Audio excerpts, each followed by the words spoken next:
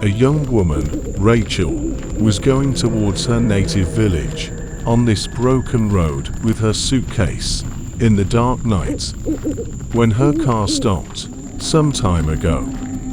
After passing away of her parents, Rachel came back to India from the US after a long time, and one of the main reasons was the marriage of her childhood friend, Sarah.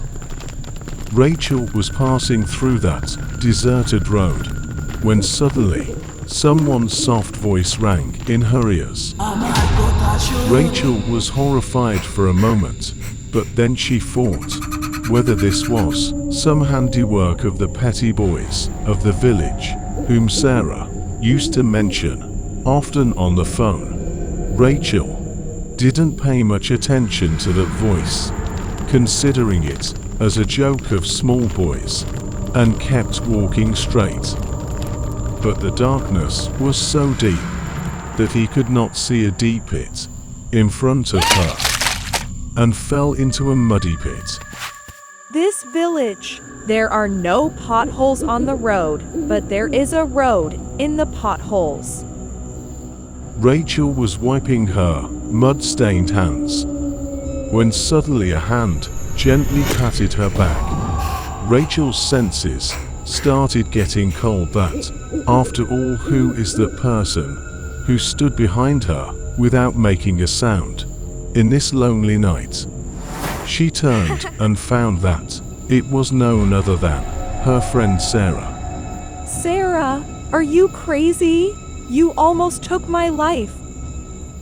You don't come every day, so I thought to have some fun. Well, how did it take you so long? Don't ask, friend. First the car broke down, then those frivolous.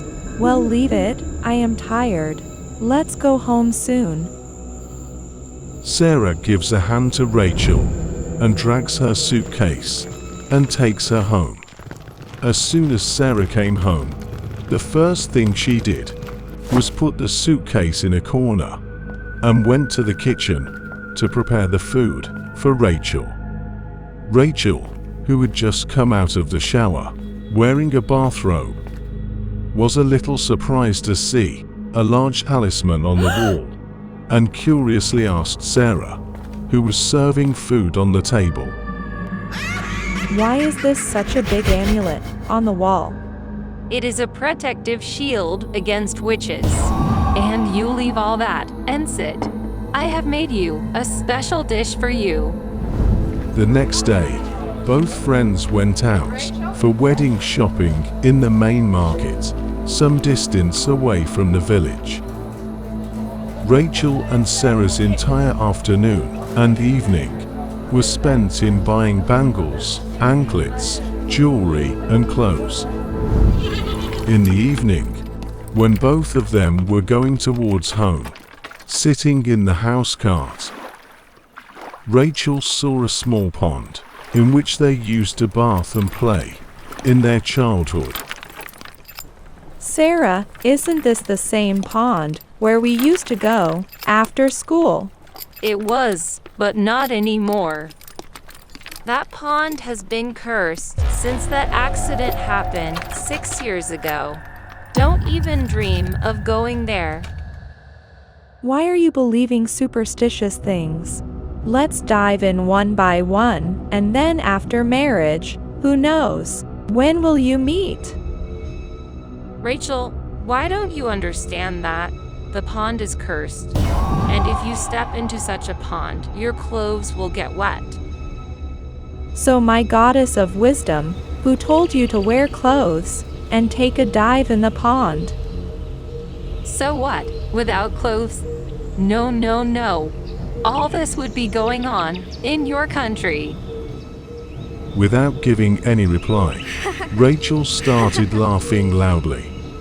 And it was beyond Sarah's understanding why she said this. After some time, both the friends entered the pond and happily dived into the pond again and again and threw water on each other. Sarah, for whom the witch was a cause of concern, was now living this moment with her friend, leaving her worries. Actually, Rachel wanted to go to the pond yesterday, but due to exhaustion, she went to bed immediately after eating. But Rachel had already got ready and left the house, for which she had kept 2 extra pairs of clothes with her, and had asked the horse cart driver to leave all her luggage at home. Sarah and Rachel were now having fun in the pond, when suddenly the sound of a tree shaking distracted them. When they looked towards the shore, they found that their bag of clothes had disappeared. Seeing this, Sarah's throat started drying up, and she became emotional and spoke to Rachel. Rachel, I told you, we shouldn't have come here. Now the clothes have disappeared, maybe in a while and I still haven't married. Hey, you shut up. It must be the bullying of the petty boys of that village. They have been troubling me since last night. You stay here. I will straighten them and bring clothes. Saying this, Rachel came out of the pond and slowly disappeared from Sarah's sight. Rachel was running wildly, without any idea. After running for some time, she saw a hut with a white clothes at its door. But it was noteworthy that this clothes was tied like a noose, and there were splatters of blood on it. Before she could see and understand anything, she heard Sarah's screams from the side of the pond. Without thinking anything, she picked up the clothes and started running straight towards the pond. As soon as she reached near the pond, Rachel saw that Sarah was floundering in the middle of the water. Rachel didn't look left or right and jumped into the water and brought her to the shore. As soon as she came to the shore, Sarah started thrashing around like a fish out of water. After teasing for some time, when she repeated the same thing in a different voice, it seemed as if Rachel's senses were read coldly. Rachel could not understand anything. That what is all this happening? What kind of attack did Sarah have as soon as she left? And who was going to steal her clothes? Somehow she regained her senses and wrapped Sarah in a white cloth and took her home. Sarah was in the warm shade and blankets of her house, but her pupils were still not fixed, and her body was still trembling due to the seizure. Rachel was rubbing her hands and feet, but there was no improvement in Sarah's condition. Rachel was still trying everything possible, when suddenly Sarah's grandfather came. Seeing Rachel fuming in anger, said, "You are responsible for this condition of my daughter. Only because of you, that demon has joined the body and soul of my child, and now to separate her." Great-grandfather, what are you saying? I am unable to understand anything. And who is this witch, whom Sarah and the villagers are scared of? About 6 years ago, Sophia was married to Sam.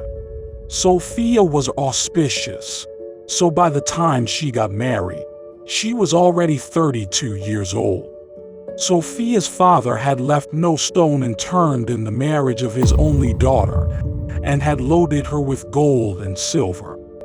But Sam was a debauched gambler and adulterer. Even after 2 years of marriage, he had not even touched Sophia. Sophia would make every effort to please and persuade her husband. But the heart of that bullish intellect never sweated. So Sophia left her husband, didn't she? A woman can tolerate her husband's misbehavior, but not infidelity. One evening when Sophia brought fish from the market, she saw her husband with his concubine in her bed. Both of them were half clothed on their body, and their eyes were full of lust. Both of them looked at each other with angry eyes, and Sophia's husband, telling her the truth, said, "What is the witch looking at? But take care of your kitchen and close the door." You were not at all ashamed to have frolicked with this poplar in my bed. I am your wife, and you did this to me. Our marriage was not a marriage, it was a deal. And how do you know the need of a man? Such young buds give satisfaction to a man who is not as old as you. Saying this, Sophia's husband pushed her out of the room. Sophia's household was ruined. She had no reason left to stay in that house. The next day, when Sam came home drunk, he found Sophia hanged by her own scarf. Blood was also dripping from Sophia's hands, which clearly showed that she had tried to cut her wrist. 2 days after Sophia's death, her husband also died by drowning in the same pond where Sarah and Rachel had gone today. Great-grandfather, will there be any way to save Sarah? This is all my fault, so I will rectify it. The body of the witch is locked in the hut, from which you got this blood-stained cloth. Liberate her soul by performing fire rites. Yes, grandfather, I can do anything to save Sarah's life. But remember, in the last 6 years, many people tried to do this by force. But in the end, they got only death. There was definitely a wrinkle of fear on Rachel's forehead, but she also had the courage to save her friend's life. She repeatedly hit the big lock on the door with a thick stone, and finally, the lock broke and Rachel came inside the house. Rachel had just stepped into the house when suddenly the door behind her slammed shut. Rachel tried to open the door, but the door was so tight that even a wrestler could not open it and break it. Rhea lit the match and slowly started moving into the house. A whisper caught her attention, and she headed in the direction of the sound. While moving forward, she found something stuck in her feet, and when he looked down, it was a wet trousers, which probably belonged to the husband of the witch, who had died due to drowning in the pond. On the one hand, Rachel's restlessness had increased seeing this, and on the other hand, the light of her match was also extinguished. She lit another match, but the witch, who was now in front of Rachel's face, blew the match and disappeared in a moment. Seeing the witch so close for the first time, Rachel's hands and legs got cold and she crawled backwards. Rachel did not want to stay for a moment in that haunted house, but her friend's face kept coming in front of her eyes again and again, who was hanging between life and death by a thread. Rachel gathered all the strength in her body and started searching for Sophia's dead body in the house. A smell caught her attention. When she started going in the direction of the smell, she found that this stench was coming from a big chest locked in a basement. As soon as she touched the box, a strong gust of wind threw her against the wall in front, and blood started dripping from her forehead. The ghost spirit appeared before her, floating in the air, and asked her, After all, you also turned out like the rest of the people. No one listens to my story. Sophia is your name, isn't it? I know a lot has gone wrong with you. "But my friend Sarah is not at fault in this." For the first time in so many years, someone has called me by my name, instead of witch. Sophia, till a few hours ago, I was doubting your existence, and now I am here bowing my head in front of you, pleading to spare my friend's life. Sarah's marriage is in the coming days, and I will not be able to see her getting punished for my actions. Witch's heart ached after listening to Rachel's words. She never wanted that the happiness that she could not get from marriage should not happen to her. She put her hand on Rachel's head and disappeared. Rachel also, without taking much time, opened that box and lit the blood-stained cloth with a match and threw it on the dead body lying inside the box. Along with cloth, that skeleton was also burned to ashes. And finally, along with Sarah, the village was also freed from the evil witch.